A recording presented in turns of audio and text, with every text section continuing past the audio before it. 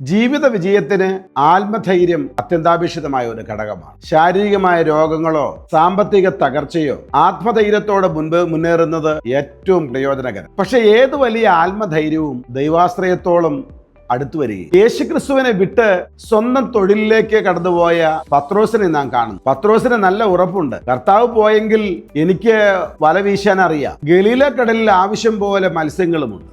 നാളുകളായി ചെയ്ത ജോലി ആയതുകൊണ്ട് ആ ജോലിയിൽ നൈപുണ്യമുള്ളവനും. ആ ആത്മധൈര്യമാണ് ഞാൻ പോകുന്നു മീൻ പിടിക്കുവാൻ. ആ രാത്രിയിൽ എവിടെന്നോ ഒരു വലയൊപ്പിച്ച് ഗലീലക്കടലിൽ മീൻ പിടിക്കുവാൻ വേണ്ടി അവർ കടന്നു പോകുന്നത് ഈ ജോലിയോടുള്ള അവരുടെ ആത്മാർത്ഥത കൊണ്ട് മാത്രമല്ല, ഈ ജോലിയിലുള്ള അവരുടെ നൈപുണ്യവും അവരുടെ കഴിവും അവരുടെ ആത്മവിശ്വാസവും എല്ലാം അതിൽ പ്രതിഫലിക്കുകയാണ്. പക്ഷെ ആ യാത്രയിൽ ആത്മവിശ്വാസത്തും കൊണ്ട് ഒരു പ്രയോജനം അവർക്കുണ്ടായി.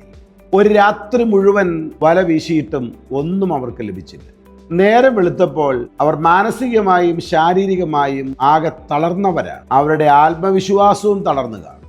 എന്തിനു വേണ്ടിയാണ് ഒരു രാത്രി മുഴുവൻ അവർ വല വീശിയത്? അവർ അധ്വാനിച്ചത് ഒരു നേരത്തെ ഭക്ഷണത്തിന് വേണ്ടി. അത് അവരുടെ അധ്വാനം കൊണ്ട് അവർക്ക് ലഭിക്കാതെ പോയപ്പോൾ അവർ ചിന്തിക്കാത്ത സമയത്ത് അവരുടെ ആഹാരവുമായി കർത്താവ് കടൽക്കരയിലേക്ക് വന്നു. ആത്മധൈര്യം നല്ലതാണ്, പ്രയോജനമുള്ളതാണ്. പക്ഷേ ദൈവാശ്രയത്തോളം ഒരിക്കലും അടുത്തു വരികയില്ല ആത്മധൈര്യം.